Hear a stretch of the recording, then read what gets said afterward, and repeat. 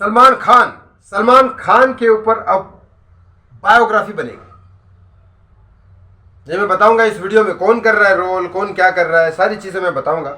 ये बायोग्राफी कब रिलीज होगी, क्या होगी, सारी डिटेल बताऊंगा। और इसको क्या करना है वो तो आप जानो, क्योंकि देश की जनता जो है, देश की जनता, सारी जनता, ओवरसीज में भी जनता है, सब जनता है, लोग ही तो है सब कुछ।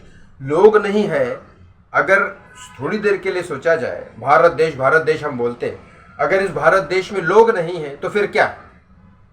लोग ही तो इंपॉर्टेंट है, लोग ही तो है, लोग ही है ना। संसार में इंपॉर्टेंट क्या है? जाने ही तो है। और सबसे ऊपर का दर्जा शास्त्रों ने इंसान को दिया है। उसके बाद वन बाय वन वो टॉपिक अलग है, लेकिन लोग ही तो है। अब लोग डिसाइड करेंगे इसका क्या करना है। मैं कौन होता हूँ बोलने वाला, लेकिन हाँ, मैं खबर आपको जरूर दूंगा ताकि आप अपना फैसला खुद कर सके।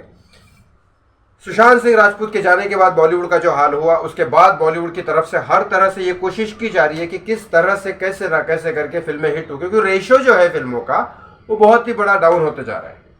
पहले का मैं एक रेशो बता देता हूँ।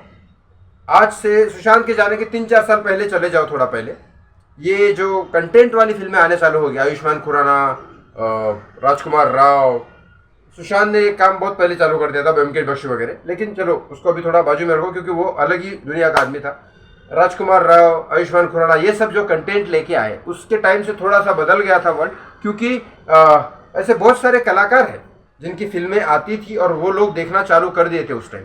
जैसे कि एक और कलाकार है, गोलमाल में हर इसमें रोल में रहते हैं, नाम नहीं याद आ रहा, बड़े अच्छे, तो वो उनकी भी फिल्में आती है, वो भी चलती थी। छोटे छोटे कलाकारों की भी फिल्में आती थी, वो भी चलने लग गई थी।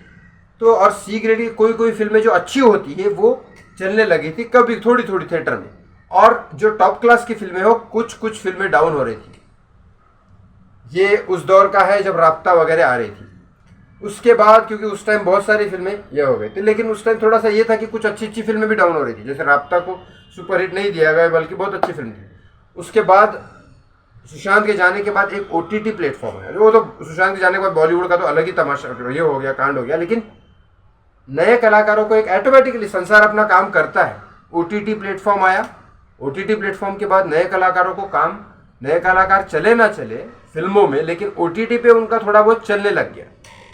और जो सुपरस्टार कहते हैं अपने आप को, उनकी फिल्में अगर अच्छी नहीं है तो पीटने लग गई। OTT पे अगर 10 फिल्में, नए कलाकारों की 10 फिल्में रेडी होती है तो कम से कम 5 चलने लग गई, बल्कि 10 में से 8 अच्छी होती है, वहां पे भी 2 खराब होती है। मैं मना नहीं करूंगा, कलाकार है, अच्छा बुरा वो होता है, और फिल्म सबके मेहनत से बनती है। कई बार आपने देखा होगा कलाकार बहुत अच्छा होता है लेकिन फिल्म डायरेक्टर अच्छा नहीं होता है तो नहीं बनती। चलो वो टॉपिक अलग है। लेकिन फिर उसके बाद ये फिल्म स्टार जो अपने आप को कहते हैं, उनका रेशो पहले क्या था? 10 में से 9 हिट होती थी, 8 हिट होती थी। अब रेशो क्या है? 10 में से 2 हिट होती है, 2 भी नहीं, एक होती है शायद। क्योंकि अभी सुशांत जाने के बाद से लेकर अब तक मैं पकड़ूं तो सड़क 2 से लेकर अब तक जितनी भी फिल्में आई उसमें से 3 या 4 मुझे याद है। सूर्यवंशी, मिमी, एक शेरशाह, ये 3, वो बुलबुलैया 2, 4 फिल्में मुझे याद है, और तो कोई मुझे दिखा नहीं। मिमी की दाद देनी पड़ेगी क्योंकि कृति सनन ने एज ए एक्ट्रेस वो फिल्म चलाई। बल्कि हमारे देश में आज भी मेल डोमिनेटिंग ये है, पता नहीं क्यों, क्योंकि मैं तो एक्ट्रेस की भी फिल्म देखता हूँ, एक्ट्रेस की भी, अगर एक्ट्रेस लीड है तो वो भी देखता हूँ। तो होना चाहिए ऐसा, क्योंकि मेल फीमेल में अगर वैसे फ़र्क नहीं करता तो कलाकार मेल फीमेल में क्यों फ़र्क किया। अब बात करते हैं, इतना सब होने के बाद बॉलीवुड सोच रहा है कि क्या बनाया ऐसा, साउथ की कॉपी करके देखा, वैसे बना के देखा, ये सारी चीज़ें करके देखा। फिर कुछ माहौल ऐसा हो गया कि अक्षय कुमार बोल रहा है कि अब मैं थिएटर में ज्वाइन करूंगा ही नहीं। कठपुतली अक्षय कुमार की OTT पे रिलीज हो गई। अब सलमान खान इस बारे में कभी ईद कभी दिवाली का वो सब चल ही रहा है, बाकी सारी चीज़ें हो रही है। उसके बाद सलमान खान ने ये सोचा कि 27 दिसंबर जो सलमान खान का बर्थडे आता है, 27 दिसंबर को सलमान खान की एक बायोग्राफी बनेगी जिसमें सलमान खान खुद रोल करेंगे। बचपन के कुछ रोल हो गए, लेकिन ये बायोग्राफी नॉर्मल बायोग्राफी की तरह नहीं है। ये बायोग्राफी थी डॉक्यूमेंट्री बायोग्राफी, जो सचिन तेंदुलकर की बायोग्राफी कैसी थी, जो सचिन ने खुद परफॉर्म किया था, लेकिन बायोग्राफी थी। बचपन में सचिन के फोटोज वोटोज दिखाए, फिर बायोग्राफी, उस तरह की डॉक्यूमेंट्री बायोग्राफी सलमान खान के ऊपर 27 दिसंबर जो सलमान खान का बर्थडे है उसी दिन रिलीज होगी। और इसमें एज एन फ्रेंडली बहुत सारे लोग फ्री में काम करेंगे। भाग्यश्री, दिशा पटानी, साजिद नाडियाडवाला, डेविड धवन, संजय लीला बंसाली, सुभाष घई, सूरज बड़जात्या और भी बहुत सारे कलाकार हैं। हिमेश रेशमिया, कमाल खान ये वो सिंगर है जो शायद वही है जो हिट एंड रन केस में उनके साथ थे। पता नहीं अब कैसे गाएंगे, क्या गाएंगे, लेकिन हिमेश रेशमिया वगैरह इसके बारे में बात करेंगे। और ये वो लोग हैं जिनमें से बहुत सारे लोगों को सलमान के बहुत क्लोज है।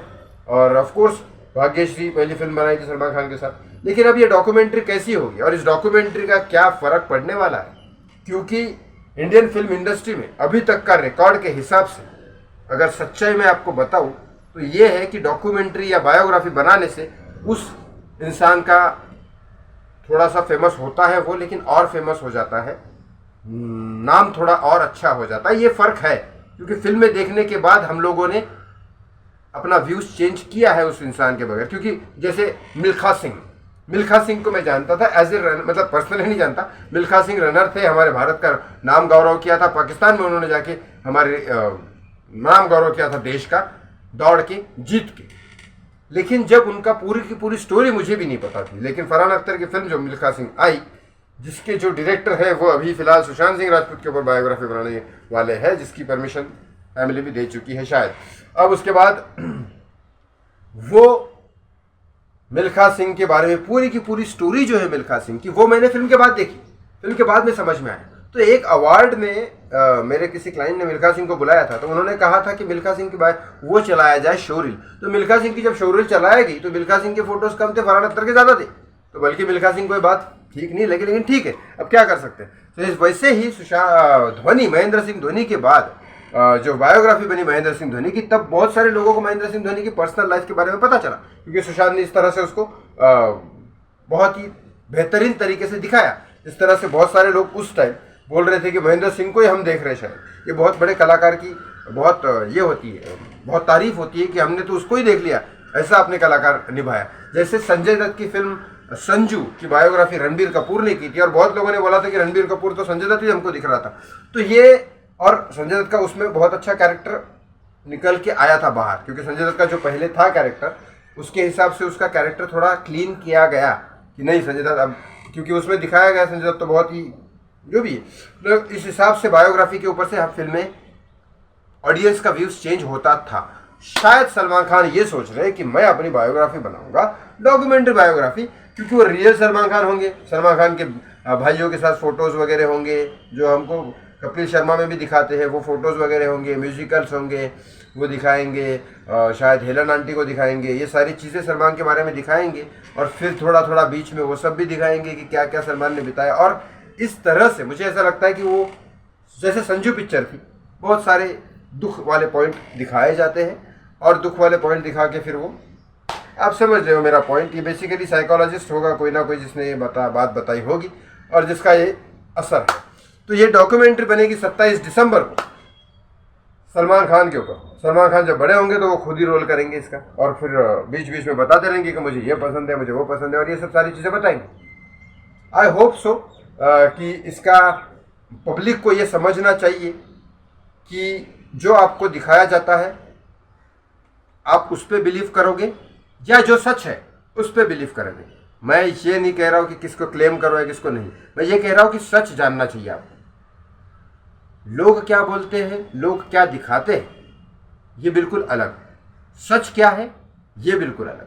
मैं ये नहीं कह रहा हूँ कि कोई आदमी अच्छा दिखा रहा होगा, हो सकता है कोई आदमी की इमेज पब्लिक में कभी उसने ऐसा कुछ किया जिस वजह से ऐसा कुछ किया भी नहीं होगा, लेकिन इस तरह से दिखाया गया कि वो बुरा है, तो फिर भी लोगों को नहीं मानना चाहिए। और कभी कभी लोग अच्छा बोलते हैं और पब्लिक को दिखाया जाता है कि मैं अच्छा हूँ, फिर भी लोगों को नहीं मानना चाहिए। लोगों को सच जानने की कोशिश करनी चाहिए। थोड़ा सा टाइम दो, सच मिल जाता है, थोड़ा सर्च करो, सच मिल जाएगा। तो इस तरह से थोड़ा सा टाइम दोगे, फिर उस इंसान के बारे में सोचना चाहिए, ना कि फिल्म देख के पूरा करो। क्योंकि फिल्म तो वो बना रहा है ना जो अपने बारे में बता रहा है, तो वो तो अच्छा ही बताएगा। महेंद्र सिंह धोनी के बारे में बहुत सारी ऐसी चीज़ें थी, लेकिन वो स्ट्रिक्टली मना किया गया था नीरज पांडे को, प्रोड्यूसर्स को, कि ये चीज़ें नहीं दिखानी चाहिए, जो नहीं। चलिए, ऐसे मैं आपको बताते रहूँगा खबर, क्योंकि ना मैं किसी से डरता हूँ, और बॉलीवुड से तो वैसे ही बॉयकॉट हूँ। तो ऑफकोर्स होप सो वापस जंगल मुझे ना जाना पड़े, लेकिन ऐसे ही खबरों के साथ मेरे साथ जुड़े रहिए। मैं आपके साथ, आप मेरे साथ, सच के लिए।